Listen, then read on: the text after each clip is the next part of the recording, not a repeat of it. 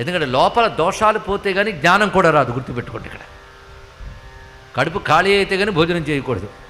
కడుపులో మాలిన్యం ఉంటే భోజనం చేస్తే మరింత అజీర్తి అవుతుంది. అదేవిధంగా మనస్సులో మాలిన్యాలు ముందు దగ్ధమైపోవాలి. మామూలుగా తుడిచి పారేయకూడదు, వాటిని దగ్ధం చేసేయాలండి. బూడిది కూడా మిగలకుండా దగ్ధం చేస్తాయి కొన్ని అగ్నులు, అలా దగ్ధం చేయాలి.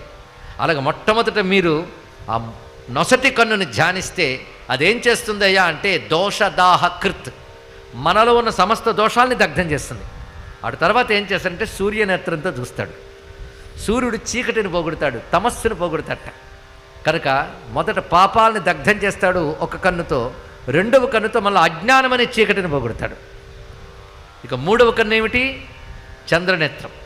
మనకు సూర్యుడు ఉండాలి కానీ సూర్యుని తేరిపార చూడలేం. అదే చంద్రుడు వస్తే ఆహా అలా చూస్తూ ఉంటాం, ఎంత బాగుందో రే బాబు అని. చంద్రుడు చల్లగా ప్రసన్నంగా ఉంటాడు. ఇందాక చెప్పుకున్నాం, చంద్రుడు అమృతం కూడా ఇస్తాడు.